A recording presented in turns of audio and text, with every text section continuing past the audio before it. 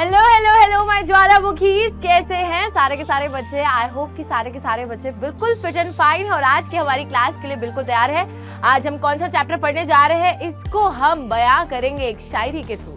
तो बच्चों, फाइनली पढ़ाई कर ली है एट लास्ट, फाइनली पढ़ाई चालू कर ली है एट लास्ट। और आज हम पढ़ने वाले हैं जेंडर, रिलीजन एंड कास्ट। तो बच्चों, gender and religion and caste ये हमारा एक बहुत ही ज्यादा इंपॉर्टेंट चैप्टर है, वो भी किसका, हमारे क्लास 10th सिविक्स का। तो जल्दी से आज इस चैप्टर की क्लास को शुरू कर लेते हैं, फटाफट से पढ़ लेते हैं जेंडर, रिलीजन, कास्ट के बारे में। चलो यार स्टार्ट करते हैं। बहुत ही प्यारा चैप्टर है, बहुत ही बेसिक चैप्टर है बच्चों। इस चैप्टर के अंदर हमको बताया गया है जेंडर, रिलीजन और कास्ट के बारे में। Very very self explanatory through the title of the chapter. लेकिन इस चैप्टर में बेसिकली आपको यह बताया जाएगा कि बच्चों जेंडर यानी कि जब हम मेल और फीमेल में समाज को बांट देते हैं, ठीक है। साथ ही में जब हम रिलीजन की बात करते हैं, हमारे भारत देश में कितने अलग अलग धर्मों के लोग रहते हैं, हिंदू, मुस्लिम, सिख, ईसाई, ठीक है, अलग अलग धर्म के लोग रहते हैं। साथ ही में कास्ट, आप सभी को पता है कि एक समय पर कास्ट सिस्टम चलता था जिसमें समाज को अलग अलग जातियों में बांट रखा था और उसी के साथ अनटचेबल्स भी बना दिए थे कि ये तो किसी कास्ट मतलब कास्ट सिस्टम को ही बिलोंग नहीं करते, कास्ट सिस्टम में ही नहीं है, तो अनटचेबल्स भी बना दिए गए थे, ठीक है। तो इस तरीके से कि जितने भी सोसाइटल डिफरेंसेस हैं समाज में, ये जो अंतर है लोगों के बीच में, सोशल डिफरेंसेस जो हैं, जब हम इन सोशल डिफरेंसेस को समझते हैं बच्चों, हमें पता चलता है कि कुछ कुछ सोशल डिफरेंसेस पर समाज बट जाता है। जैसे मैंने आपको अभी ये जो 3 सोशल डिफरेंसेस बताए, इसमें बहुत बारी हमारी सोसाइटी डिवाइड हो जाती है, उसके बीच में एक विभाजन क्रिएट हो जाता है, ये तो समझेंगे ही। लेकिन उसी के साथ देखेंगे कि कैसे ये जो सोशल डिफरेंसेस हैं इनको हम लोग पॉलिटिक्स में एक्सप्रेस करते हैं तो क्या होता है। अगर हम जेंडर एज अ थिंग को अगर हम पॉलिटिक्स में लेकर जाते हैं, रिलीजन को हम पॉलिटिक्स में लेकर जाते हैं, या फिर कास्ट को हम पॉलिटिक्स में लेकर जाते हैं, तो उसका इफेक्ट हमें क्या देखने को मिलता है, उसका प्रभाव हमें क्या देखने को मिलता है, ठीक है। तो ये सारी चीजें हमको इस चैप्टर में समझनी है, पढ़नी है। बहुत ही प्यारा, बहुत ही आसान चैप्टर है।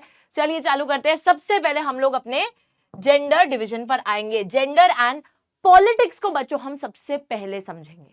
देखिए, जब भी मैं जेंडर की बात करती हूं, हम सभी को लगता है जेंडर एक ऐसी चीज है जो कि नेचुरल है।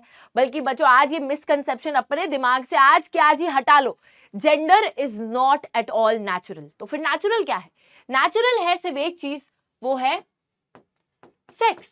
सेक्स यानी कि बच्चों the male and female reproductive organs that we are born with, ठीक है। अगर हम एक मेल रिप्रोडक्टिव ऑर्गन्स के साथ पैदा हुए हैं मतलब एक लड़का है, अगर फीमेल रिप्रोडक्टिव ऑर्गन्स के साथ पैदा हुए हैं तो लड़की है। तो वो एक जो अंतर है वो नेचुरल है। लेकिन जब आप एक मेल या फीमेल की तरह पैदा हो रहे हो और सोसाइटी आपके ऊपर कुछ कैरेक्टरिस्टिक्स जोड़ रही है, जैसे कि सोसाइटी आपको बता रही है कि अगर तुम लड़के हो ना तो तुम रो नहीं सकते, बॉयज डोंट क्राई।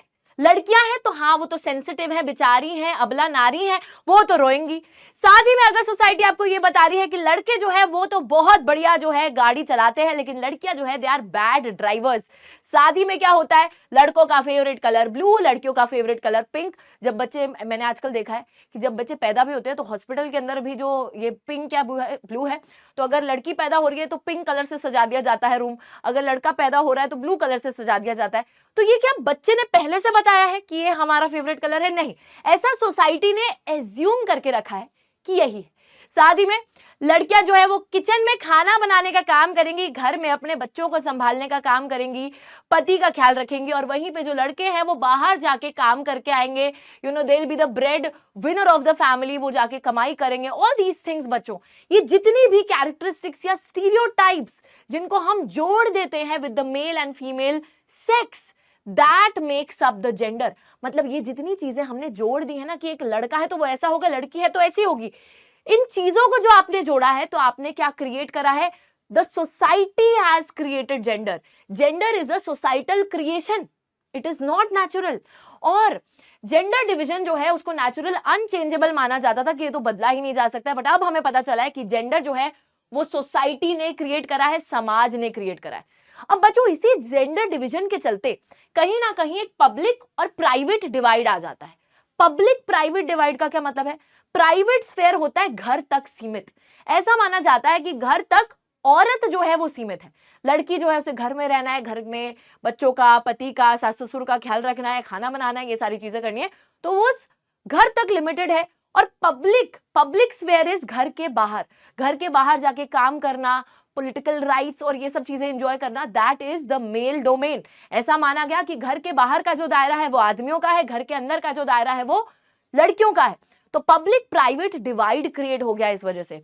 और उसी के साथ हम लोग देखते हैं कि एक सेक्सुअल डिवीजन ऑफ लेबर भी यहां पर क्रिएट हो जाती है, जहां पर हम क्या करते हैं बच्चों, एक तरीके से सोसाइटी के बिलीफ के हिसाब से कि फीमेल जेंडर ऐसा है, मेल जेंडर रहता है, उस हिसाब से हम लोगों ने लेबर यानी कि काम काज को भी बांट दिया। वही सेम चीज जो मैं आपको बता रही हूँ कि women will do the work inside the house like cooking, cleaning, खाना बनाना, घर का ख्याल रखना, साफ सफाई करना औरत का काम है।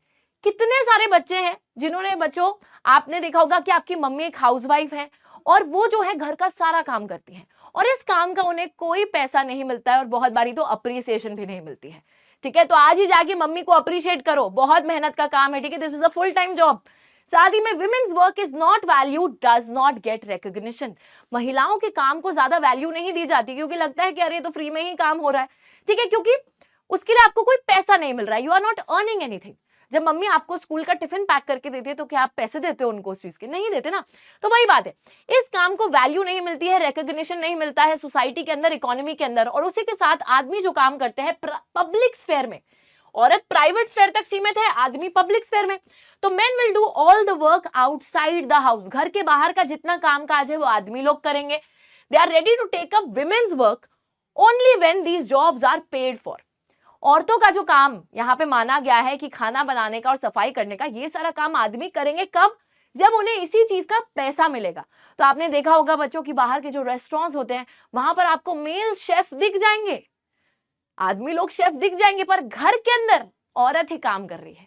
तो ये जो एक हम बोल सकते हैं डिवीजन क्रिएट हो गया है सोसाइटी में जेंडर के बेसिस पे, ये सिर्फ इस वजह से क्रिएट हुआ है क्योंकि लोगों ने कुछ ऐसी कैरेक्टरिस्टिक्स को जोड़ दिया है कि एक औरत तो ऐसी है, आदमी तो ऐसा है, औरत का काम क्या है, आदमी का काम क्या है, ये आपको बता दिया गया है। ठीक है, दैट इज व्हाई ये डिवीजन क्रिएट हो गया है। साथ ही में अगर मैं आगे चलती हूं, यहां पर everybody knows that women constitute half of the humanity, their role in public life is minimal in most societies। महिलाएं जो है बच्चों पूरी पॉपुलेशन में से आधी तो औरतें हैं, आधी आदमी हैं, लेकिन फिर भी मैक्सिमम समाज, दुनिया भर के मैक्सिमम सोसाइटीज के अंदर महिलाओं का रोल काफी लिमिटेड रहता है पब्लिक लाइफ में। हम लोग देखते हैं तभी जेंडर इशू जो है इसको पॉलिटिक्स में रेज किया गया था, जेंडर इशू को पॉलिटिक्स में लाया गया था। Women different parts of the world agitated for equal rights, demanded enhancing the political and legal status of women। तो बच्चों आप लोगों ने अगर 9th क्लास में आपको याद हो कि आपने फ्रेंच रेवोल्यूशन पढ़ा था और उसमें आपने देखा था कि रेवोल्यूशन आ गई, सरकारें बदल गई, क्या क्या होता है, लेकिन फिर भी विमेन को वोटिंग राइट नहीं मिलता। और ऐसा सिर्फ वहीं पे नहीं था, मैक्सिमम जगहों पर women did not get the right to vote for a very long period of time, they had to struggle. तो यहाँ पे बच्चों जब जेंडर इश्यूज को पॉलिटिक्स में लेके जाया जाता है, महिलाएं जो कि दुनिया भर के अलग अलग हिस्सों में थी वो अपनी आवाज उठाती हैं कि उनके साथ एक गलत व्यवहार किया जा रहा है पब्लिक लाइफ में, उनको जो है इक्वल राइट्स नहीं मिलते, बराबर अधिकार नहीं मिलते आदमियों की तरह, उन्हें जो है पॉलिटिकल राइट्स नहीं है, लीगल राइट्स नहीं है। तो इन सब अधिकारों की, राइट टू वोट, ठीक है, बेसिक जो अधिकार है उनकी डिमांड्स महिलाएं यहाँ पर उठाती हैं और इन्हीं मूवमेंट्स को फेमिनिस्ट मूवमेंट बोला जाता है। आजकल लोग फेमिनिज्म के नाम से डर जाते हैं, ये लड़की फेमिनिस्ट है, ओह ठीक है, लेकिन बच्चों असलियत में उसके मतलब को समझिए। फेमिनिज्म जो रियल सेंस में फेमिनिज्म है, वो फेमिनिज्म उठकर कहां से आया था? जब दुनिया में महिलाओं को वो अधिकार ही नहीं मिल रहे थे जो सिर्फ आदमियों के पास थे। ठीक है, only main had the rights, women did not have those rights, women were just asking for equal rights। वो सिर्फ बराबर अधिकारों की मांग कर रही थी और जब उन्होंने बराबर अधिकारों की मांग करी तो उन मूवमेंट्स को फेमिनिस्ट मूवमेंट्स बोला गया है। ठीक है, ओके। अब ऑब्वियसली एक फेमिनिस्ट कौन है, यहां पर अब सभी को समझ में आया होगा। फेमिनिज्म की गलत डेफिनेशन हम अपने दिमाग में लेकर बैठते हैं, हमें ऐसा लगता है कि फेमिनिज्म क्या है? फेमिनिज्म इज समथिंग जहां पे विमेन ऐसे बोल रही है कि हम आदमियों से और जो है सुपीरियर है। ऐसा कुछ भी नहीं है। फेमिनिज्म बच्चों एक ऐसी विचारधारा है, एक ऐसी आइडियोलॉजी है जो कि equal rights for main and women में विश्वास रखती है, जो कि ये कहती है कि आदमी और औरत बराबर है। ठीक है, women man who believes in equal rights and opportunities for women and main. आदमियों और औरतों के लिए बराबर अधिकार और बराबर अवसर में अगर आप विश्वास रखते हो तो you are a feminist. It is as simple as that. साथ ही में पेट्रियार्कियल सोसाइटी, पेट्रियार्कियल बोल रही हूँ, पेट्रियार्कल सोसाइटी बच्चों जो दुनिया भर में हमें देखने को मिलती थी एक समय पर। What is a patriarchal society? Patriarchal society को अगर मैं हिंदी में बोलूं तो पितृसत्ता, यानी कि रूल ऑफ द मैन, आदमी का शासन। ज्यादातर फैमिलीज में हम लोग देखते हैं कि फैमिली के अंदर भी सबसे ज्यादा तवज्जो दिया जाता है जो eldest member of the family, male figure जो होती है, जो आदमी होते हैं, जो सबसे एल्डेस्ट मेंबर होते हैं, उन्हीं को ही फैमिली में सबसे ज्यादा वैल्यू दी जाती है, औरतों को उतना वैल्यू नहीं करा जाता। तो पेट्रियार्की एक कॉन्सेप्ट है to a system that values men more than women and gives them power over women. आदमियों को जहां पर ज्यादा ऊंचा माना जाता है, ज्यादा सुपीरियर माना जाता है, तो that particular system is a patriarchal system. और हमने देखा है बच्चों दुनिया भर में पेट्रियार्कल सोसाइटीज ही एग्जिस्ट करती थी for a very long period of time. और मैं मानती हूं आज भी किसी हद तक पेट्रियार्कल सोसाइटी ही एग्जिस्ट करती है, ठीक है, in many places, obviously not everywhere, but yes still I will say. साथ ही में अगर हम आगे चलते हैं, political expression of gender division, political mobilization helped improve women's role in public life. In our country, women still lag much behind men despite some improvement since independence. Ours is still a male-dominated patriarchal society. तो बच्चों जब gender issues को politics में लाया जाता है, महिलाएं जब ये मांग करती है कि हमें भी बराबर अधिकार चाहिए, बराबर अवसर चाहिए जो आदमियों के पास है, तो कहीं ना कहीं विमेन का जो रोल है वो इंप्रूव होता है ओवर द टाइम। महिलाओं का role in the society improves, ठीक है। तो वही बताया जा रहा है महिलाओं का रोल इंप्रूव होता है। तो हम यही देख रहे हैं कि जब हम जेंडर एज अ टॉपिक को जब हम पॉलिटिक्स में लेकर गए तो ये चीज हमारे लिए काफी ज्यादा पॉजिटिव रही, है ना। पॉजिटिव क्यों रही? क्योंकि इससे महिलाओं को अधिकार मिले, महिलाओं का जो रोल है समाज में वो बेहतर होता है, तो that is why it was positive. साथ ही में अगर हम इंडिया की बात करें, हमारी सोसाइटी आज भी एक पेट्रियार्कल सोसाइटी है। बहुत से लोग इस चीज से एग्री नहीं करेंगे, बट बच्चों yes it is, and I will give you evidence, ठीक है। हम क्या देखते हैं कि विमेन स्टिल लैग बिहाइंड, और बच्चों क्या उसका एविडेंस है, क्या उसका सबूत है, चलो बताती हूँ, आ जाओ। इंडिया के अंदर अगर हम विमेन की कंडीशन या फिर सिचुएशन को देखें तो we see women face disadvantage, discrimination, oppression, ठीक है। तो बहुत मायनों में हम कहीं ना कहीं देखते हैं कि महिलाओं को उतना तवज्जो नहीं दिया जा रहा है, कहीं ना कहीं they are at a disadvantage, उनके साथ अत्याचार आज भी हो रहे हैं एंड भेदभाव आज भी समाज में चल रहा है। चलो देखो कैसे, आ जाओ। लिटरेसी रेट की बात कर लेते हैं। लिटरेसी रेट क्या होता है बच्चों? The people, percentage of the people who can read and right, ठीक है, हमने पढ़ रखा है इकोनॉमिक्स के अंदर। देखो literacy rate among women is less than main. अगर आप लिटरेसी रेट की बात करोगे तो आप ये देखोगे कि ज्यादातर लड़के ज्यादा पढ़े लिखे हैं, लड़कियां उस हिसाब से उतनी परसेंटेज नहीं है। ऐसा क्यों है?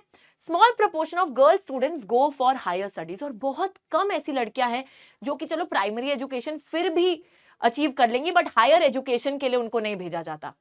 They drop out because parents prefer to spend their resources for their boys' education. बहुत बार ऐसा होता है बच्चों कि जिन पेरेंट्स के पास ज्यादा पैसा नहीं है वो सिर्फ अपने बेटे को पढ़ाई लिखाई के लिए भेजते हैं, क्योंकि उन्हें लगता है कि कल को बेटा हमारे साथ रहेगा, ठीक है, पैसा कमाएगा, हमें फायदा होगा। बट लड़की का क्या है?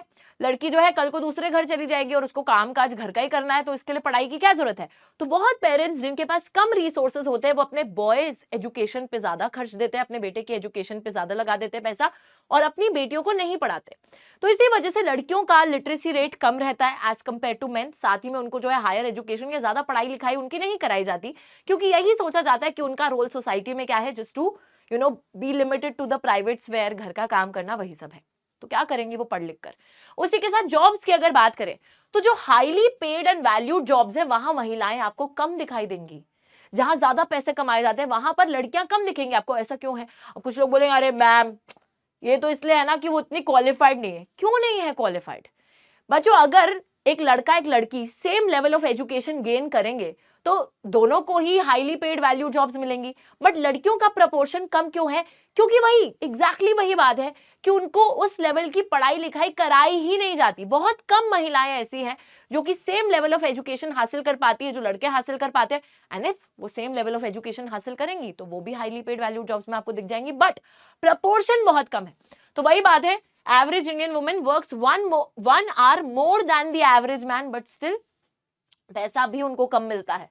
अब यहाँ पर इसी चीज को सुधारने के लिए इक्वल रेम्यूनरेशन एक्ट लाई गई थी, क्योंकि हो क्या रहा था बच्चों, सेम काम करते थे एक आदमी और औरत, लेकिन फिर भी काम का ज्यादा पैसा आदमी को मिल जाता था, औरत को कम पैसा मिलता था, ऑल्दो दोनों बराबर काम कर रहे हैं।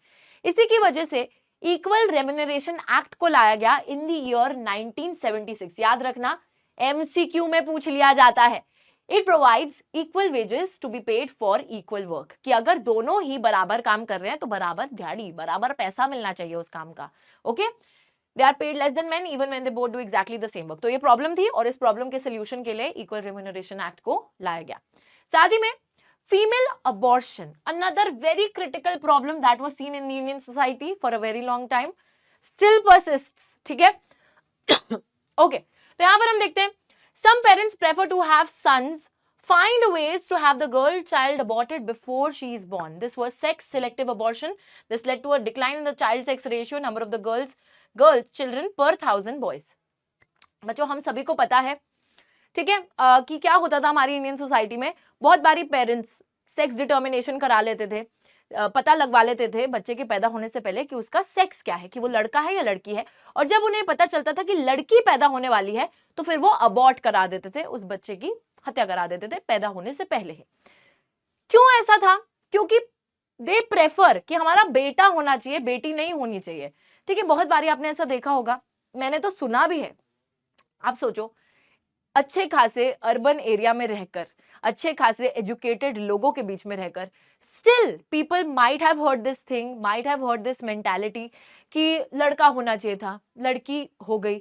इस तरीके की चीजें आपको सुनने में आती हैं, देखने को भी मिलती है अपने आसपास। एक समय पर लोग बहुत ज्यादा फीमेल, स्पेसिफिक फीमेल्स का अबॉर्शन कराया करते थे, लेकिन अब इसको बैन कर दिया गया है ताकि लोग सेक्स डिटर्मिनेशन ना करा सके और उन्हें पता ही ना चले कि कौन पैदा होने वाला है। ठीक है, तो वो सारी चीजें। साथ ही में आगे अगर मैं चलूं तो अर्बन एरियाज ऑल्सो खांसी होती रहेगी, मेरे को तबीयत थोड़ी सी खराब है। Okay, urban areas have become a particularly unsafe area for women. महिलाओं के लिए बच्चों शहर भी सुरक्षित नहीं रहे। हम लोग देख रहे हैं, they are not even safe within their own home from beating, harassment and other forms of domestic violence.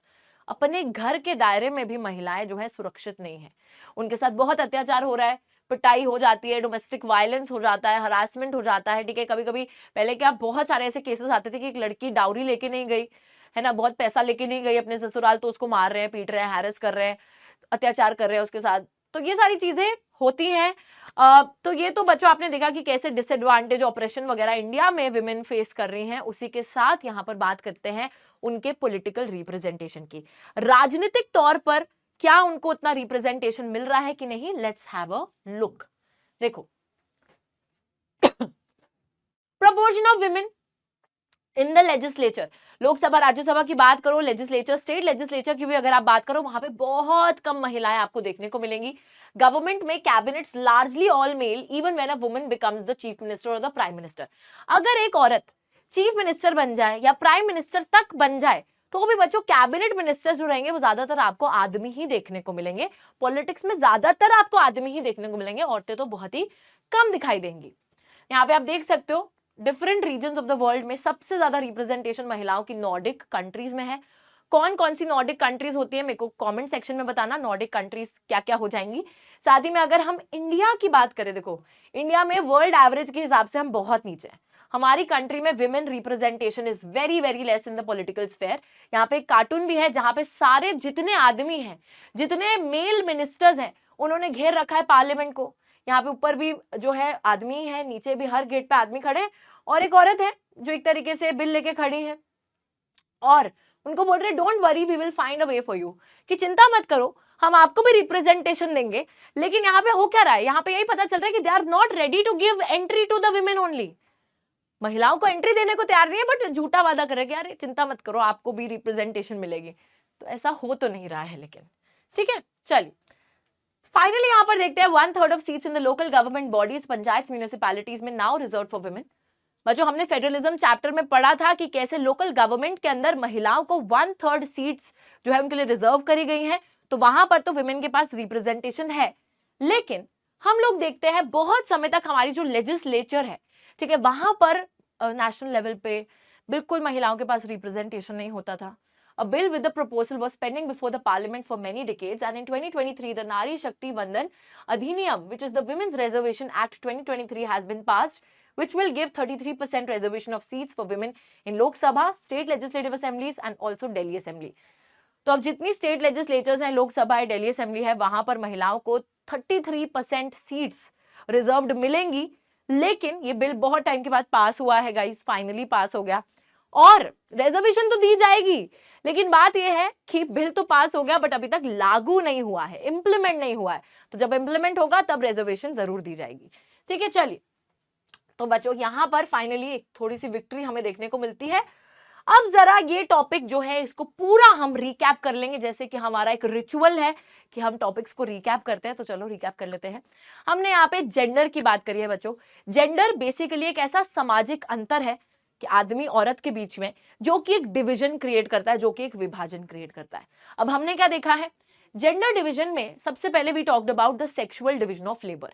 कहीं ना कहीं आदमी औरत के बेसिस पर आप क्या करते हो कि वो क्या काम करेंगे इसको भी स्पेसिफाई कर देते हो कि अगर औरत है तो वो घर तक सीमित है, उसको घर में खाना बनाने का काम, साफ सफाई करने का काम करना है, अनपेड लेबर है और हाउस होल्ड कोर्स महिलाएं करेंगे। और जो आदमी होंगे वो घर से बाहर जाके जो काम है कमाई करने का वो काम करेंगे, मतलब जो इनकम जनरेटिंग वर्क होगा that will be done by the man. उसी के साथ विमेन्स कंडीशन इन इंडिया फिर हमने देखी। हम बहुत बार ऐसा बोलते हैं कि नहीं नहीं हमारी तो पेट्रियार्कल सोसाइटी नहीं है, हम तो बहुत आगे निकल आए हैं, हम तो यार देखो हमारे घरों में हम लोग बराबर मानते होंगे, लेकिन बहुत से ऐसे घर हैं जहां पे आज भी महिलाओं के साथ डिस्क्रिमिनेशन डिसएडवांटेज होता है। और कंट्री के अंदर भी हम देखते हैं लो लिटरेसी रेट है, आज भी महिलाओं का जो परसेंटेज है लिटरेट होने का वो आदमियों से कम है। Few women in higher education, high paying jobs, क्योंकि उनको उस लेवल की एजुकेशन नहीं दी जाती। साथ ही में सेक्स सिलेक्टिव अबॉर्शन, जहां पे स्पेसिफिकली लोग सेक्स डिटर्मिनेशन करा के फीमेल चाइल्ड जो होता था उसको अबॉर्ट करा देते थे। Domestic violence, safety issues urban areas में परसिस्ट करते हैं। अब ये सारी डिसएडवांटेज ऑपरेशन है। उसी के साथ हम देखते हैं फेमिनिस्ट मूवमेंट चालू हुई थी, जहां पर महिलाओं को कहीं ना कहीं वर्ल्ड वाइड औरतें जो है दुनिया के अलग अलग कोनों से आती हैं, अपनी जो है मांगे आगे रखती हैं। वो बोलती हैं कि हमें equal political, legal, economic rights चाहिए। और ये सब डिमांड्स बच्चों कुछ हद तक महिलाओं का रोल सोसाइटी में इंप्रूव करती भी है। तो कहीं ना कहीं जेंडर जब पॉलिटिक्स में एंटर होता है तो it is positive for us. साथ ही में पॉलिटिकल रिप्रेजेंटेशन की बात करें, लोकल बॉडीज में 33% रिजर्वेशन है। और साथ ही में 2023 में विमेन रिजर्वेशन एक्ट को भी पास करा गया, जिसके थ्रू अब उनको जो है नेशनल लेवल, स्टेट लेवल जो है लेजिस्लेचर्स है वहां पर भी रिप्रेजेंटेशन दिया जाएगा। ठीक है, तो इसको लागू करवाना अभी बाकी है, पास हो गया है बिल। चलिए वेट करते हैं कब तक लागू होगा। और अब चलते हैं अपने सेकंड डिवीजन की बात करने के लिए, which is religion, communalism and politics. अब बच्चों बात यहां पर यह है, social division based on religious differences Fairlie wide spread in the world. देखो जेंडर डिवीजन भी आपको दुनिया भर में देखने को मिलेगा, और धर्म के नाम पर भी अगर हम डिवीजन की बात करते हैं तो वो सिर्फ इंडिया में नहीं है, वर्ल्ड वाइड आपको जो है धर्म के नाम पर भी डिवीजन देखने को मिल जाएगा। Unlike gender differences, religious differences often expressed. और बच्चों ये जो रिलीजियस डिफरेंसेस हैं इनको बहुत बारी पॉलिटिक्स में ले जाया जाता है। पॉलिटिक्स में लोग अपने धर्म को लेकर चले जाते हैं, कैसे अभी देखेंगे। चलिए आगे आते हैं। तो यहां पर रिलीजन, कम्युनलिज्म एंड पॉलिटिक्स की हम लोग बात करने वाले हैं। बहुत बड़ा सा एक शब्द आ गया है, ठीक है, जिसका सवाल हम ढूंढ रहे हैं मैम, कम्युनलिज्म। कम्युनलिज्म का मतलब क्या होता है अभी बताएंगे, लेकिन सबसे पहले धर्म की बात करते हैं। देखो government should take special steps to protect the following things. अभी देखते हैं क्या बात हो रही है। गांधी जी बच्चों, Gandhi ji wild card entry हर चैप्टर में, कैसे चैप्टर कंप्लीट हो जाएगा। यहां पर भी गांधी जी आए हैं और बोल रहे हैं कि religion can never be separated from politics. तो बच्चों बेसिकली गांधी जी ये बात बोलते थे कि धर्म को आप कभी भी राजनीति से अलग नहीं कर सकते। ऐसा क्यों? क्योंकि देखो जो अलग अलग धर्म होते हैं, कोई स्पेसिफिक रिलीजन की बात नहीं कर रहे, वो कह रहे हैं कि हर एक धर्म जो है हमें काइंडनेस और शेयरिंग और बहुत सारी वैल्यूज सिखाता है, भगवान तक पहुंचने का एक रास्ता बताता है, बहुत सारी डिफरेंट वैल्यूज बताता है, एक धर्म की बात करता है। तो एक तरीके से रिलीजियस वैल्यूज जो है उनको हमें पॉलिटिक्स में अपनाना चाहिए, गांधी जी का ये मतलब था इस सेंटेंस को कहने का। दूसरी चीज है, victims of communal riots are people from religious minorities. बहुत बारी जब एक धर्म के लोग दूसरे धर्म पे वार करते हैं, लड़ाई झगड़ा होता है, तो कहीं ना कहीं बच्चों ये धर्म के नाम पर जो दंगे होते हैं, इसमें सबसे ज्यादा किसके साथ बुरा होगा? जो रिलीजियस माइनॉरिटी के लोग हैं, यानी कि जो ऐसा धर्म है जो नंबर में कम है, जिसके लोग नंबर्स में कम है, उनके साथ सबसे बुरा होता है, ज्यादातर ये देखने को मिलता है। साथ ही में women have also argued that the family laws of all religions discriminate against women. बहुत बारी महिलाएं भी बच्चों ये आर्ग्यू करती है कि हर अलग धर्म के जो धार्मिक कानून होते हैं कहीं ना कहीं वहां पर भी विमेन के साथ अत्याचार किया जाता है। जैसे आप कुछ कुछ वैसे देखो कि जैसे ट्रिपल तलाक जैसी चीज हो गई, या फिर एक समय पे सती प्रथा जैसी चीज हो गई, या फिर हम बात कर सकते हैं डाउरी जैसी चीज हो गई। तो कहीं ना कहीं जो रिलीजियस लॉज है वो डिस्क्रिमिनेट करते हैं अगेंस्ट विमेन, ये भी आर्ग्यूमेंट बहुत बारी दिया जाता है ना। Political power sometimes should be able to regulate the practice of religion so as to prevent discrimination and oppression। और बच्चों बात यही है कि कहीं ना कहीं अगर किसी के साथ भी गलत हो रहा है, धर्म के नाम पर किसी के साथ गलत हो रहा है, तो वहां पर गवर्नमेंट को इंटरफेयर करना चाहिए उस चीज को रोकने के लिए। इक्वालिटी अगर आपको लेकर आनी है, अगर आपको गलत किसी प्रैक्टिस को रोकना है जहां लोगों के राइट्स हैम्पर हो रहे हैं, तो वहां पे डेफिनेटली पॉलिटिकल पावर या फिर सरकार का इस्तेमाल करना चाहिए उस चीज को सही करने के लिए। वहां तक बात समझ में आती है। लेकिन नेगेटिव चीज कहां आती है धर्म के नाम पे? नेगेटिव बात आ जाती है when we talk about communalism. बहुत बड़ा सा शब्द, समझ में नहीं आता कि शब्द क्या है, पूरी एक्सप्लेनेशन यहीं पर है, लेट अस अंडरस्टैंड। बच्चों सिंपल सी बात है, जब आप अपने ही धर्म को सब कुछ समझ बैठते हो, दैट इज कम्युनलिज्म। जब आप ये मानने लग जाते हो, एक ऐसी विचारधारा है, एक ऐसी आइडियोलॉजी है जहां पे यू स्टार्ट बिलीविंग कि religion is the basis of the society. धर्म के नाम पर ही कम्युनिटी बनी है, धर्म के नाम पर ही समाज बना है, ठीक है। रिलीजन प्रिंसिपल बेसिस कम्युनिटी का जब आप मानते हो कि धर्म के नाम पे ही समाज बना है, तब you are a communal person. अब देखो एक कम्युनल इंसान किस तरीके से सोचता है, उसके सोचने का तरीका क्या है, लेट अस अंडरस्टैंड। एक कम्युनल इंसान हमेशा ये सोचेगा that the followers of a particular religion must belong to one community. Their fundamental interests are the same and people who follow different religions cannot belong to the same community. Simple सी बात है, communalism ये बोलता है कि जो एक धर्म को फॉलो करने वाले लोग हैं वो एक समुदाय का हिस्सा है, एक कम्युनिटी का हिस्सा है, उनके इंटरेस्ट सेम है। और जो दूसरे धर्म के लोग हैं वो हमारी कम्युनिटी को बिलोंग नहीं कर सकते, उनकी कम्युनिटी अलग, हमारे धर्म की कम्युनिटी अलग, उनकी कम्युनिटी अलग, क्योंकि उनके और हमारे इंटरेस्ट मैच नहीं कर सकते। ये जो डिफरेंट रिलीजियस कम्युनिटीज है, दे आर सुपरफिशियल एंड इममटीरियल। अलग अलग धर्म के जो समुदाय है, ये मतलब बाकी धर्म नकली है, दे आर सुपरफिशियल इममटीरियल। साथ ही में their interest are bound to be different and involve a conflict. वो ये बोल रहे हैं कि अगर अलग अलग धर्म की ये जो कम्युनिटी साथ में रहेंगी तो ये कभी साथ में रह ही नहीं सकती है, क्योंकि जो इनके विचार है वही मेल नहीं खाते, वही जो है कन्फ्लिक्टिंग है, हमेशा इनके बीच में डिफरेंसेस रहेंगे, हमेशा इनके बीच में लड़ाई झगड़ा होगा। एंड इसी वजह से the people who belong to different religions cannot live as equal citizens within one nation। एक देश का हिस्सा बनके जो अलग अलग धर्म के लोग हैं वो रह ही नहीं सकते हैं। It is impossible, mission impossible हो जाएगा ये तो यहाँ पे बच्चों बड़ी सिंपल सी बात है, एक कम्युनल इंसान बोल रहा है कि अगर हमारा एक धर्म है तो उसकी एक कम्युनिटी है, जैसे हमारे धर्म की कम्युनिटी ए है, जो दूसरा अलग धर्म है उसकी कम्युनिटी बी होगी और एक अलग धर्म उसकी सी होगी। कभी भी अलग अलग धर्म के लोग आपस में एक समुदाय का हिस्सा नहीं हो सकते, क्योंकि उनके विचार मेल नहीं खाते। ये जो अलग अलग धर्म के लोग हैं इनके बीच में झगड़े हो जाएंगे अगर ये साथ में रहेंगे, इसी वजह से इनको सेम कंट्री में रहना ही नहीं चाहिए, ठीक है। अलग अलग धर्म के लोगों को सेम देश में रहना ही नहीं चाहिए। अब बच्चों अगर इसी चीज को जब आप पॉलिटिक्स में लेकर जाते हो, धर्म को जब आप पॉलिटिक्स में लेकर जाते हो, तो किस अलग अलग तरीके से ये धर्म पॉलिटिक्स में जाता है, चलिए देखते हैं। What are the forms of communalism? जब ये रिलीजन पॉलिटिकल फील्ड एंटर करेगा तो किस अलग अलग तरीके से एंटर करेगा, चलिए देखते हैं। स्टेट पावर, सरकार की शक्ति का उपयोग करा जाता है to establish domination of one religious group over the rest when communalism is expressed in politics.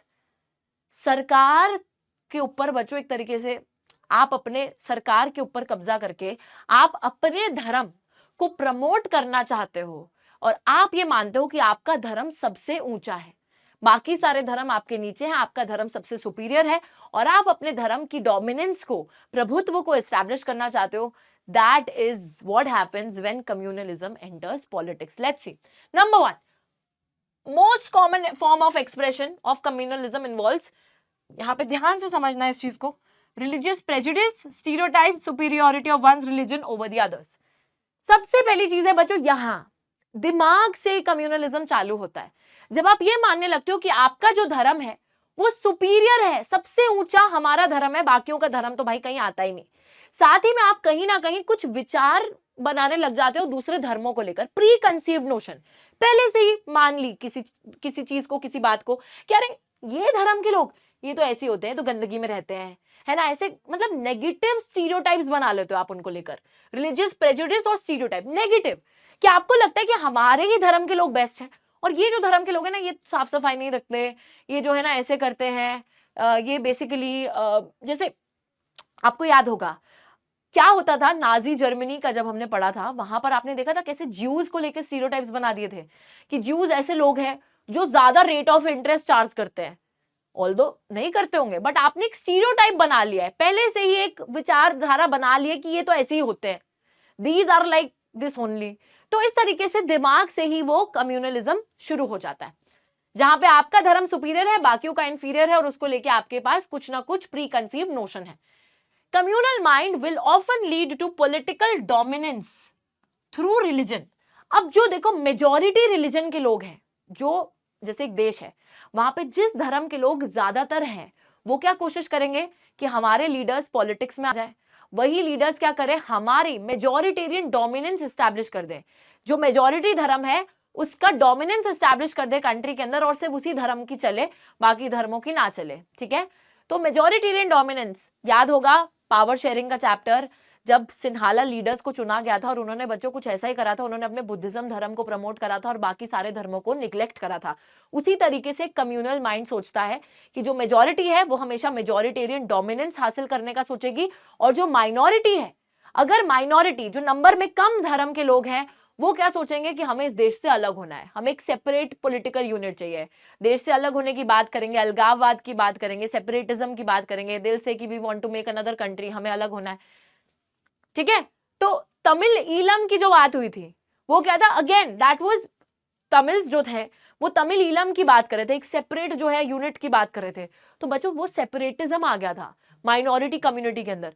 तो एक्सट्रीम चीज है, मेजॉरिटी पॉलिटिकल डोमिनेंस हासिल करने की कोशिश करेगी और माइनॉरिटी सेपरेटिज्म की बात करेगी, देश से अलग होने की बात करेगी, ठीक है, ये चीज है। तीसरी चीज, तीसरा form of communalism, political mobilization on religious lines involves sacred symbols, religious leaders, emotional appeals to the interest of the voters of one religion in preference to the others। देखो अब एक धर्म के फॉलोअर्स को एकजुट करने के लिए, इकट्ठा करने के लिए आप क्या कर रहे हो, धार्मिक चीजों का इस्तेमाल करने लगोगे, धर्म गुरु जो हो गए, रिलीजियस लीडर्स हो गए, सीक्रेट सिंबल्स हो गए, ठीक है, जैसे ओम वगैरह का इस्तेमाल करना, इमोशनल अपील करना, धर्म के नाम पर आप अपील कर रहे हो अपने धर्म के लोगों को कि एक साथ आए, उस धर्म के जितने लोग हैं वो एकजुट हो जाए और हमको वोट दे, ठीक है। तो वो चीज है मोबिलाइज करने के लिए, एकत्रित करने के लिए उस धर्म के सारे फॉलोअर्स को धर्म के नाम पर। चौथी चीज आ गई सबसे अगली फॉर्म ऑफ कम्युनलिज्म, सबसे घातक रूप कम्युनलिज्म तब ले लेता है बच्चों जब धर्म के नाम पर दंगे होते हैं, धर्म के नाम पे वायलेंस यानी कि हिंसा, राइट्स यानी कि दंगे, मैसेकर यानी कि जान ली जा रही है, एक धर्म के लोग दूसरे धर्म के लोगों की जान ले रहे हैं। दिस इज द मोस्ट अगली फॉर्म। हमने ये चीज होते हुए देखी थी इंडिया के अंदर, जब इंडिया पाकिस्तान के बीच में पार्टीशन हुआ था, तो वहां पे एक धर्म के लोग दूसरे धर्मों के लोगों को मार रहे थे, दंगे हो रहे थे, वायलेंस हो रही थी। Extreme form we have already seen. तो ये चार फॉर्म्स है कम्युनलिज्म के, कि अगर रिलीजन पॉलिटिक्स में एंटर करेगा तो ये चारों चीजें हो जाएंगी। याद रखिएगा कि क्वेश्चन पूछा जाता है, बहुत अच्छे से याद रखिएगा। अब हमें क्या पता चला है यहाँ पे कि अगर रिलीजन पॉलिटिक्स में आएगा, अगर आप धर्म को राजनीति में लेकर आएंगे तो it will be very negative, बहुत नेगेटिव होगी वो चीज। जेंडर पॉलिटिक्स में आया था तो पॉजिटिव हुआ था, महिलाओं को अधिकार मिले थे, लेकिन यहां पर अगर धर्म पॉलिटिक्स में आ गया तो it will be very negative for everyone, not just for the minority religious group, for everyone it will be very very negative. चलो आगे देखते हैं।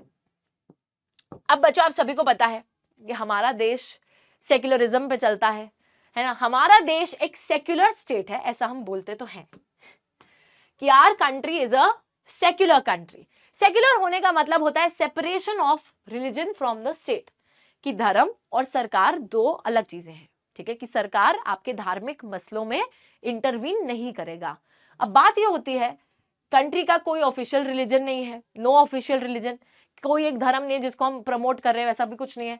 हमारा constitution does not give any special status to any religion, ना तो कोई official religion है, ना किसी धर्म को स्पेशल स्टेटस दिया गया है, बल्कि हमारे देश में सारे धर्मों को बराबर माना जाता है।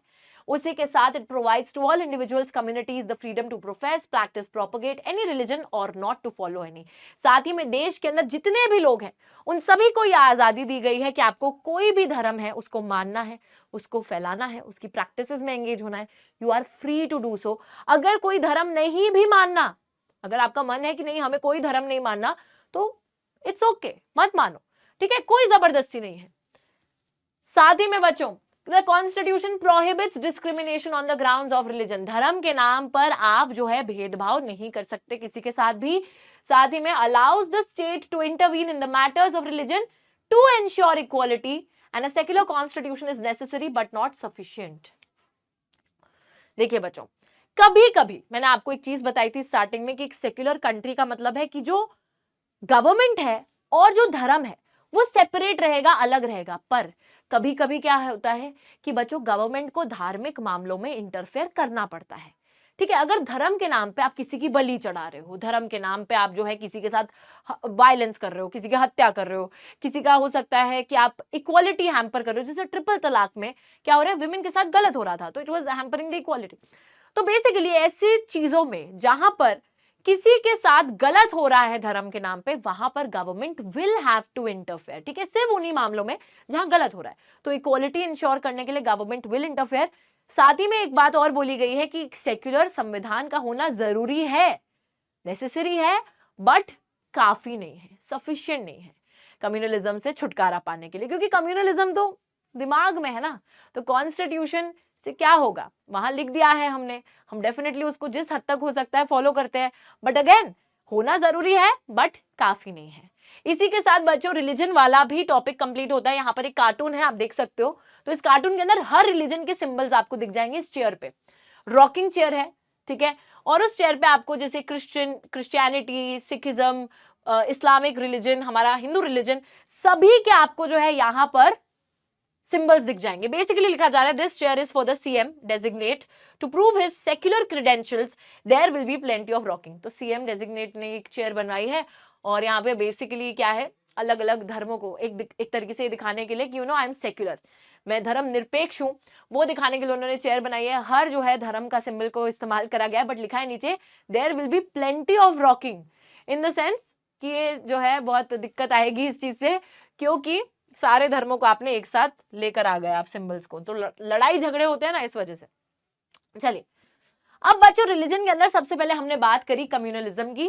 कम्युनलिज्म का मतलब होता है जब आप धर्म को ही मानते हो कि धर्म के नाम पर ही पूरा समुदाय बना है, धर्म ही सब कुछ है, तो दैट इज कम्युनल आइडियोलॉजी, जहां पर आप ये भी मानते हैं कि फॉलोअर्स जो कि अलग अलग धर्मों के हैं वो साथ में एक देश का हिस्सा बन के नहीं रह सकते, ठीक है, और अपने धर्म को सुपीरियर मानते हो, बाकियों को इन्फीरियर मानते हो, अलग अलग धर्मों के लोग एक देश का हिस्सा नहीं बन के रह सकते, ये सब मानते हो। साथ ही में फॉर्म्स ऑफ कम्युनलिज्म को देखा हम लोग, देखते हैं सबसे पहले कम्युनलिज्म दिमाग से चालू होता है, जहां पर आप प्रेजुडिस बना देते हो कि दूसरे धर्म के लोग तो ऐसे ही होते हैं, ठीक है, ऐसे स्टीरियोटाइप्स, प्रेजुडिस बना देना और उसी के साथ अपने धर्म को सुपीरियर मानना, रिलीजियस प्रेजुडिस एंड स्टीरियोटाइप्स। दूसरी चीज है मेजॉरिटेरियन डोमिनेंस, जो मेजॉरिटी धर्म के लोग होंगे वो हमेशा पॉलिटिक्स के थ्रू अपना प्रभुत्व जमाने की कोशिश करेंगे और माइनॉरिटी धर्म जो है वो देश से अलग होने की बात करेगा। तीसरी चीज political mobilisation on religious lines, आप religious symbols, leaders, emotional appeal करके अपने धर्म के फॉलोअर्स को इकट्ठा करने की कोशिश करोगे वोट लेने के लिए। साथ ही में लास्ट है कम्युनल वायलेंस एंड रायट्स, यानी कि जहां पर धर्म के नाम पर दंगे हो रहे हैं और ये सब हो रहा है, तो कम्युनल वायलेंस और दंगे वगैरह के बीच में बच्चों यहाँ पर सबसे मोस्ट अगली फॉर्म ऑफ कम्युनलिज्म होता है इंडिया पाकिस्तान के बीच, हम देख चुके हैं पार्टीशन के टाइम पे। लेकिन हमारा देश एक सेक्युलर कंट्री है और सेक्युलर कंट्री होने के नाते गवर्नमेंट और हमारा जो रिलीजन है वो बिल्कुल सेपरेट रहता है। पर अगर धर्म के नाम पे कुछ गलत हरकतें हो रही हैं तो वहां पे इक्वालिटी इंश्योर करने के लिए government will have to interfere, नहीं तो बिल्कुल अलग रहता है। साथ ही में कोई डिस्क्रिमिनेशन रिलीजियस ग्राउंड्स पे नहीं होगा और कोई ऑफिशियल रिलीजन नहीं होता है, किसी धर्म को स्पेशल स्टेटस नहीं दिया जाता है, सभी को बराबर माना जाता है, सभी लोगों को आजादी दी जाती है कि जो धर्म मानना है मानो, नहीं मानना मत मानो। इस तरीके से बच्चों हमारी कंट्री एक सेक्युलर कंट्री है, डेफिनेटली जरूरी है बट काफी नहीं है कम्युनलिज्म को हटाने के लिए। ओके चलिए रिलीजन को पॉलिटिक्स में लेकर गए, बहुत नेगेटिव हो गया। और अब हम चल रहे हैं नेक्स्ट और लास्ट चीज पर, दैट इज कास्ट, यानी कि जाति। और बच्चों कास्ट सिस्टम की अगर मैं बात करूं, this is a particular social difference which is unique to India. Religion के बेसिस पे दुनिया भर पे डिफरेंस पाया जाता है, जेंडर के बेसिस पे दुनिया भर पे डिफरेंस पाया जाता है, लेकिन जब कास्ट की बात आती है तो ये और कहीं नहीं पाया जाता, ओनली इन इंडिया। खुश होने की बात नहीं है, लेकिन बता रहे हैं। Social division in the arena of politics, हम लोग देखते हैं जेंडर को जब हम लेके गए पॉलिटिक्स में पॉजिटिव था, रिलीजन को जब लेके गए पॉलिटिक्स में नेगेटिव था, पर जब हम कास्ट को पॉलिटिक्स में लेकर जाएंगे तो ये पॉजिटिव भी रहेगा और कहीं ना कहीं नेगेटिव भी रहेगा। कैसे, एंड में समझेंगे, अभी दिमाग में ऐसे क्वेश्चन मार्क रखो, ठीक है, समझाऊंगी एंड में। चलो, unlike gender and religion, caste division is special to India. बच्चों जेंडर और रिलीजन के अलावा, वही मैंने आपको बताया, कास्ट डिवीजन सिर्फ ओनली इन इंडिया पाया जाता है। Most societies में occupations passed on from one generation, caste system extreme form of this. In this system hereditary occupational division sanctioned by rituals. देखो बहुत बार ऐसा होता है कि जो पापा काम कर रहे हैं वही उनका बच्चा भी काम करेगा, लेकिन बच्चों कास्ट सिस्टम इसी चीज का एक एक्सट्रीम फॉर्म है, जहां पर क्या होता था कि आप जिस फैमिली में पैदा हो रहे हो वहां पर जो स्पेसिफिक काम किया जाता है, जो ऑक्यूपेशन प्रैक्टिस करी जाती है, you have to do the same thing. Strictly आपको बोला गया कि आपको वही सेम काम करना पड़ेगा। मतलब कि अगर आप एक ब्राह्मण फैमिली में पैदा हो रहे हो तो आपको वही पूजा पाठ यही सब चीजें करनी होंगी। अगर आप एक क्षत्रिय फैमिली में पैदा हो रहे हो तो वही वॉरियर वगैरह बन के आपको लड़ाई करनी होगी। तो बेसिकली आप जिस भी फैमिली में पैदा हो रहे हो, जो मतलब जिस कास्ट को आप बिलोंग कर रहे हो, आपको वही काम करना पड़ेगा, ठीक है। तो एक हेरिडिटरी हम बोल सकते हैं ऑक्यूपेशन चलती आ रही है, which you have to follow from one generation to another, ठीक है, वही काम करना है, कुछ और नहीं कर सकते। चलिए आगे हम देखते हैं। बहुत बारी बच्चों कहीं ना कहीं इस कास्ट सिस्टम में एक बहुत गलत हरकत भी होती थी, that was exclusion discrimination against the outcast groups. Caste system बना दिया आपने, अब कुछ लोगों को आपने क्या करा, उस कास्ट सिस्टम में शामिल ही नहीं करा और बोला कि ये तो आउटकास्ट है, कास्ट सिस्टम में ही इनकी जगह नहीं है, और उनको आपने अनटचेबल्स बोलना चालू कर दिया। अनटचेबल्स को पहली बात तो कास्ट सिस्टम से एक्सक्लूड करा गया था, हटाया गया था, प्लस उनके साथ डिस्क्रिमिनेशन होता था। अनटचेबल बताकर नाम से ही पता चल रहा है बच्चों, वो जिस चीज को छू लेते थे बोला जाता था ये पल्यूट हो गई है। अगर कोई अपर कास्ट का लोग उन्हें देख लेगा वो बोलेगा हम पल्यूट हो गए। इस तरीके से उनको पब्लिक प्लेसेस जो होती थी जहां पे बाकी लोग जा सकते थे, एक्सेस कर सकते थे, उन चीजों को एक्सेस करने का मौका नहीं दिया जाता था। मंदिरों में उनको एंटर नहीं करने दिया जाता था, पब्लिक प्लेसेस में उनको एंटर नहीं करने दिया जाता था। इस तरीके से उनके साथ बहुत शोषण किया जाता था थ्रू द कास्ट सिस्टम। हम लोग देखते हैं ऑब्वियसली हमारे कॉन्स्टिट्यूशन ने प्रोहिबिट करा है caste based discrimination, led the foundations of policies to reverse the injustices. तो ऑब्वियसली बच्चों हमने अनटचेबिलिटी पर बैन लगाया है, और कहीं ना कहीं हमारे संविधान के हिसाब से हमने इक्वालिटी इंश्योर करी है और इस कास्ट सिस्टम से मुक्त होने की कोशिश करी है, ठीक है, ताकि सभी को बराबर माना जा सके हमारे देश के अंदर, ठीक है। साथ ही में आप लोग देखते हो समय के साथ साथ होता क्या है बच्चों, ये कास्ट सिस्टम टूटने लगता है। पहले इसमें फिक्स करा जाता था ना कि आप जिस जाति में पैदा हो रहे हो आपको वही काम करना होगा, पर धीरे धीरे जब इकोनॉमिक डेवलपमेंट होती है, आर्थिक विकास होता है, लार्ज स्केल अर्बनाइजेशन, शहर आने लगे, लोग पढ़ाई लिखाई करने लगे, एजुकेशन लिटरेसी का ग्रोथ होता है, ऑक्यूपेशनल मोबिलिटी, लोग अलग अलग काम करने लगते हैं, different jobs people used to take up, and इस वजह से जो कास्ट हायरार्की चलती आती थी कि वही सेम काम करना है, वही सेम काम जनरेशन टू जनरेशन, वो कास्ट हायरार्की टूटने लगती है और कास्ट सिस्टम खत्म होने लगता है। इसी के साथ ऑब्वियसली यहाँ पर अनटचेबिलिटी आज भी खत्म नहीं हुई है, कॉन्स्टिट्यूशन ने उसको प्रोहिबिट करा है, बैन करा है, फिर भी इसके बावजूद नहीं खत्म हुई है। Caste continues to be closely linked to the economic status, कितने अमीर हो कितने गरीब, उससे आज भी कास्ट लिंक करी जाती है। साथ ही में गाइस यहाँ पर आगे चलते हैं। अब बात आती है कास्टिज्म की। जैसे कम्युनलिज्म होता था ना, जहां पर आप क्या मानते थे कि धर्म ही सब कुछ है, धर्म से समाज बना है, ऐसे ही बच्चों एक विचारधारा है कास्टिज्म, जहां पर लोग ये मानने लगते हैं कि कास्ट ही सब कुछ है, जाति ही सब कुछ है, जाति से ही समाज बना है। तो that is casteism, where people consider caste as the sole basis of social community. भाई जब लोग ये मानने लगते हैं कि जाति से ही समाज बना है, that is casteism. Alright, now caste can take various forms in politics. Caste जो है बच्चों जब पॉलिटिक्स में जाता है, यहाँ पे बहुत प्यारा सा क्वेश्चन आता है, ओके एक सेकेंड, बहुत प्यारा सा क्वेश्चन क्या आता है, कास्ट इन पॉलिटिक्स, मतलब कि पॉलिटिक्स में कास्ट का इस्तेमाल कैसे होता है। कास्ट इन पॉलिटिक्स मतलब पॉलिटिक्स में कास्ट को यूज कैसे किया जाता है। Let's see, While choosing the candidates for election, political parties consider the caste composition of the voters to win support.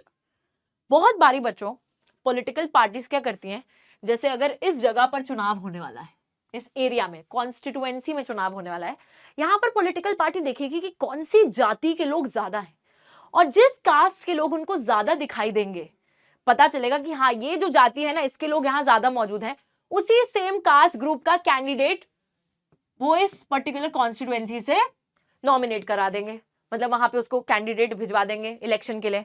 जिस कास्ट ग्रुप के लोग ज्यादा हैं वही सेम कैंडिडेट चूज कर लेंगे फॉर कंडक्टिंग इलेक्शंस। साथ ही में when governments are formed, political parties take care that representative of different caste find place। और यहाँ पे इसी के साथ एक और पॉइंट भी जुड़ा है, universal adult franchise principle of one person one vote compel political leaders to bring caste sentiments into politics to muster support. तो यार देखो बहुत बारी जब सरकारें बनती हैं और आजकल के टाइम में आप सभी को पता है कि यूनिवर्सल एडल्ट फ्रेंचाइज है, हर एक इंसान का एक वोट है, तो बहुत बारी पॉलिटिकल पार्टीज इसी चीज को ध्यान में रखते हुए अलग अलग कास्ट के लोगों को लेकर आती हैं ताकि वो अलग अलग कास्ट कम्युनिटीज का जो सपोर्ट है, समर्थन है, उसको हासिल कर सके। ठीक है, साथ ही में political parties also make appeal to the caste sentiments. Some parties are known to favor some caste and are seen as their representatives। बहुत बारी कुछ पार्टीज क्या करती हैं, कुछ ही कास्ट ग्रुप्स के सेंटिमेंट्स, इमोशंस को अपील करती हैं। जैसे अभी आपने उसमें देखा था ना कम्युनलिज्म में कि धर्म को अपील करके वोट लिए जा रहे थे, तो यहाँ पे जैसे मैं सेम जाति की, आप सेम जाति के, आप मेरे को वोट दो, हम आप इस कास्ट के लिए ये करेंगे वो करेंगे, तो इस तरीके से आपके कास्ट सेंटिमेंट्स को अपील करके वोट हासिल करने की भी कोशिश करी जाती है।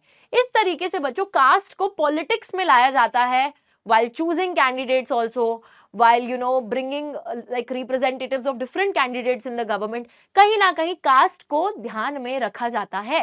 पर इस चीज से आपको लगेगा कि क्या politics is all about cast, क्या पॉलिटिक्स में सिर्फ कास्ट कास्ट कास्ट के बेसिस पे ही सब हो रहा है? तो ऐसा नहीं है। अब कोई ज्यादा शातिर बनने की कोशिश करे, कास्ट के बेसिस पे वोट हासिल करने की कोशिश करे, तो ये बिल्कुल मुश्किल है। मैं बताती हूँ कैसे। It seems like elections are all about caste. अभी हमें ऐसा लग रहा है कि इलेक्शन में सिर्फ कास्ट को ही देखा जा रहा है, but this is far from true. लेकिन ये सच से काफी दूर है। ऐसा क्यों है? Let me tell you. No parliamentary constituency in the country has a clear majority of one single cast.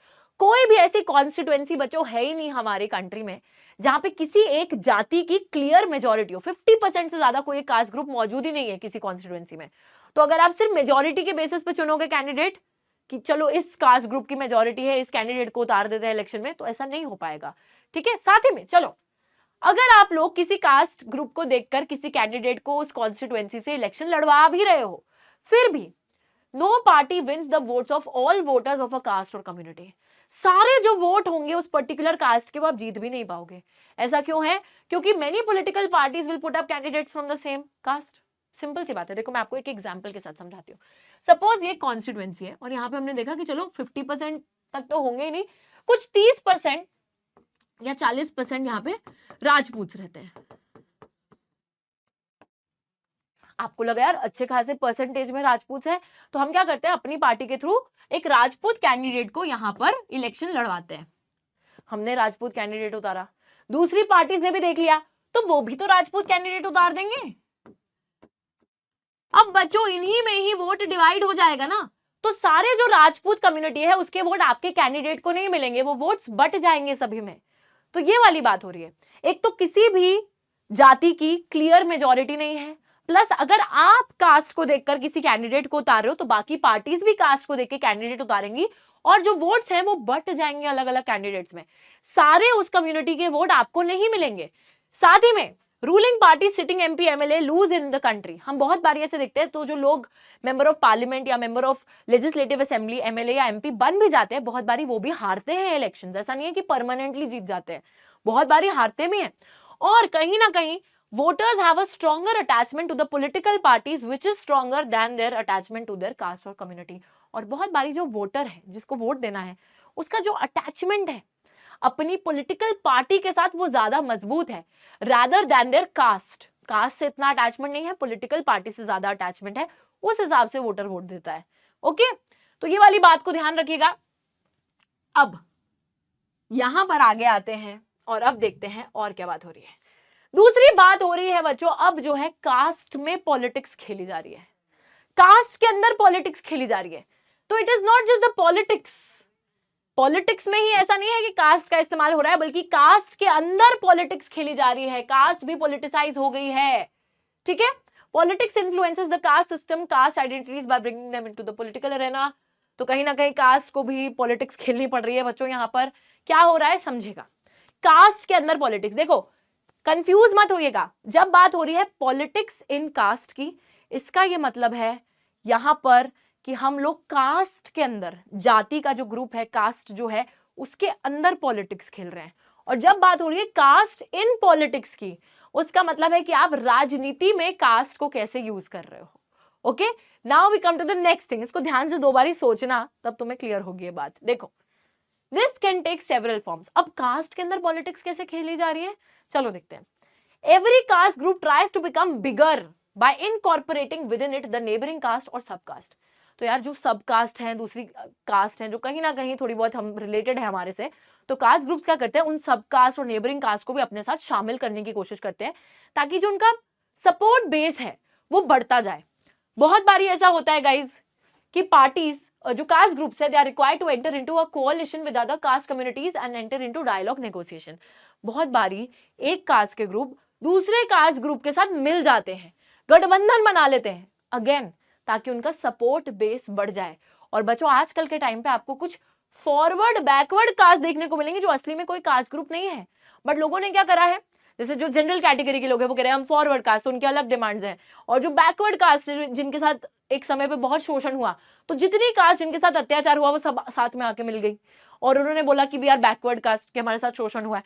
तो इस तरीके से different different caste groups have come up, जो असली में कास्ट ग्रुप्स नहीं है, बट बहुत सारे कास्ट ग्रुप को शामिल करके एक ग्रुप बना लिए कि बैकवर्ड कास्ट जिनके साथ शोषण हुआ है, फॉरवर्ड कास्ट जिनके साथ अब शोषण हो रहा है, इस तरीके से बोला जाता है।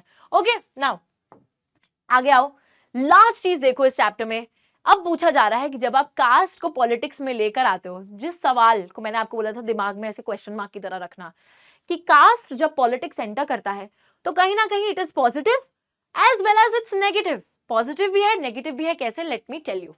पॉजिटिव साइड ये है कि disadvantage communities get political attention, Dalits, OBC caste gain better access to decision making. तो बच्चों एक समय पर जो ऐसे कास्ट ग्रुप्स थे जिनको बिल्कुल पॉलिटिकल पावर नहीं मिलती थी, जिनको बराबर माना ही नहीं जाता था, उन कास्ट ग्रुप्स को पॉलिटिक्स में आने का, डिसीजन मेकिंग में एक रोल प्ले करने का मौका मिल रहा है, उनको भी रिप्रेजेंटेशन मिल रहा है कास्ट के पॉलिटिक्स में आने से। तो this is the positive side. But वहीं पर नेगेटिव साइड ये है, politics based on caste identity alone is not very healthy in a democracy. लेकिन जब आप सिर्फ कास्ट कास्ट कास्ट का नारा लगाओगे तो वो एक डेमोक्रेसी, एक लोकतंत्र के लिए ज्यादा अच्छी बात नहीं है, क्योंकि इससे जो बहुत दूसरी प्रॉब्लम्स हैं हमारी सोसाइटी में, लाइक पॉवर्टी, डेवलपमेंट, करप्शन, गरीबी की हम बात करते हैं, भ्रष्टाचार की बात करते हैं, ठीक है, डेवलपमेंट यानी कि विकास की बात करते हैं, उन सब चीजों से हम भटक रहे हैं और कहीं ना कहीं हम कास्ट पे फोकस कर रहे हैं। उन प्रॉब्लम्स को हमारा ज्यादा अटेंशन चाहिए। तो यहाँ पे नेगेटिव साइड यही है कि आप कास्ट कास्ट करते रह जाओगे और जो इंपॉर्टेंट प्रॉब्लम्स है उनसे मुंह फेर लोगे, ये बात है, ठीक है। आई होप बच्चों पूरा चैप्टर यहां तक क्लियर हो गया है। यहां पर एक बारी इसको रिकैप कर लेते हैं। हमने कास्ट की बात करी और हमें पता चला कि कास्ट डिवीजन एक ऐसी चीज है जो सिर्फ इंडिया में ही पाई जाती है, it is unique to India. Caste system चलता था जिसके अंदर क्या होता था, hereditary occupation plus social hierarchy, एक हायरार्की बनी थी कि टॉप पे ब्राह्मण, क्षत्रिय, ठीक है, ऐसे ऐसे करके हायरार्की बनी थी। कुछ ग्रुप्स को कास्ट सिस्टम में रखा गया, कुछ को कास्ट सिस्टम से बाहर आउटकास्ट बुलाया गया, अनटचेबल्स बुलाया गया। बच्चों इसी के साथ हम देखते हैं कि एक हेरिडिटरी ऑक्यूपेशन चला करती थी कि आप जिस जाति में पैदा हो रहे हो आपको वही काम करना पड़ेगा जो डेजिग्नेट किया गया है। उसी के साथ चेंजेस आते हैं, urbanisation, education, occupational mobility. Occupational mobility का मतलब क्या होता है कि लोग एक ऑक्यूपेशन से दूसरे पेशे में शिफ्ट करने लगते हैं, ठीक है। शहरीकरण होता है, पढ़ाई लिखाई करी जाती है, कॉन्स्टिट्यूशन में सेफ गार्ड्स आ गए, संवैधानिक रूप से सभी को बराबर माना गया, सबको बराबर अधिकार दिए गए, रिजर्वेशन की फैसिलिटी दी गई। तो इन सब चीजों से कास्ट सिस्टम ब्रेक डाउन होने लग गया, हटने लग गया। उसी के साथ अब दो चीजें हमने यहां पढ़ी, कास्ट इन पॉलिटिक्स, ध्यान से समझेगा, मतलब कि पॉलिटिक्स के अंदर कास्ट को कैसे यूज करा जा रहा है, राजनीति में जाति का इस्तेमाल कैसे किया जा रहा है। पॉलिटिकल पार्टीज कास्ट कॉम्पोजिशन को देखते हैं कि कहां पे किस कास्ट के लोग ज्यादा है, उस हिसाब से कैंडिडेट सिलेक्ट करते हैं और कास्ट सेंटिमेंट्स को अपील करते हैं वोट लेते टाइम। लेकिन इसका यह मतलब नहीं है कि सिर्फ कास्ट के बेसिस पे इलेक्शंस हो रहे हैं। कोई भी कॉन्स्टिट्यूएंसी में किसी कास्ट ग्रुप की मेजॉरिटी नहीं है, साथ ही में बहुत सी पॉलिटिकल पार्टी सेम कास्ट के कैंडिडेट्स पुट अप कर देंगे और वोट उन्हीं के बीच में डिवाइड हो जाएंगे। एंड अलॉन्ग विद दैट बहुत बारी रूलिंग मिनिस्टर्स हार भी जाते हैं इलेक्शंस, लोगों की जो अटैचमेंट है उनकी पॉलिटिकल पार्टी से ज्यादा होती है, ना कि उनके कास्ट ग्रुप से। दूसरी चीज देखिए, पॉलिटिक्स इन कास्ट, कंफ्यूज नहीं होना है। पॉलिटिक्स इन कास्ट का मतलब है कि आपकी जाति के अंदर ही राजनीति खेली जा रही है। हर कास्ट ग्रुप अपने आप को और बड़ा करने की कोशिश कर रहा है, नेबरिंग सब कास्ट को अपने साथ शामिल करके दूसरे कास्ट ग्रुप के साथ कोalition में आ जाता है, गठबंधन बना लेता है, या फिर आज के टाइम पे फॉरवर्ड बैकवर्ड कास्ट नए नए ग्रुप्स आ रहे हैं, ठीक है, अपना सपोर्ट बेस एक्सपैंड करने के लिए। ये बच्चों सारी बातें हैं। इसी के साथ हमारा चैप्टर जो है वो हो जाता है समाप्त। लेकिन समाप्त होने के साथ साथ मैंने जैसे कि आपसे दावा कर रखा है कि मैं क्वेश्चंस लेकर आऊंगी। जो सबसे इंपॉर्टेंट पीवाईक्यूज हैं वो बच्चों यहां पर लिस्टेड है। सबसे ज्यादा सवाल मैंने इस चैप्टर से जो बनते हुए देखा है, बेसिकली सेक्युलरिज्म पे बार बार क्वेश्चन रिपीट होता है। सेक्युलरिज्म क्या है, फीचर्स ऑफ सेक्युलरिज्म क्या है, बहुत बारी बच्चों के क्वेश्चन रिपीट होते हुए मैंने देखा है। And again one more question, communalism can take various forms. जो 4 फॉर्म्स ऑफ कम्युनलिज्म है बहुत अच्छे से पढ़ लेना। क्या होता है कम्युनलिज्म ये भी पता होना चाहिए। इंट्रोडक्शन में आएगा व्हाट इज कम्युनलिज्म के बारे में। उसके बाद चारों फॉर्म्स ऑफ कम्युनलिज्म लिखने हैं आप लोगों को, अच्छे से इसको रिवाइज कर लीजिएगा। साथ ही में explain ways in which women face discrimination. बच्चों ये क्वेश्चन कुछ रीसेंट ईयर से नहीं आ रहा, लेकिन पहले एक टाइम पे हर बारी रिपीट होता था कि महिलाओं के साथ डिसएडवांटेज किस किस तरीके से होता है। तो जैसे हमने लिटरेसी रेट का पढ़ा, less number of women in high paying jobs पढ़ा, सेक्स सिलेक्टिव अबॉर्शन पढ़ा, तो ये सारी चीजें, इक्वल रेम्यूनरेशन, ठीक है, ये सारी जितनी चीजें हैं आपको वहां पे लिख देनी है। उसी के साथ influence of politics on caste system. बच्चों देखो, politics in caste, caste in politics question आ सकता है, दोनों चीजों को अच्छे से पढ़ लीजिएगा। इसी के साथ हमारा चैप्टर कंप्लीट भी हो गया, क्वेश्चंस भी पता चल गए। अब हम मिलेंगे अपनी अगली क्लास में ज्वालामुखी एक और चैप्टर के साथ। आई होप पढ़ाई लिखाई बहुत बढ़िया तरीके से तेजी से चल रही है। And I will see you guys in the next class with a new chapter. तब तक के लिए thank you so much, take care and bye bye.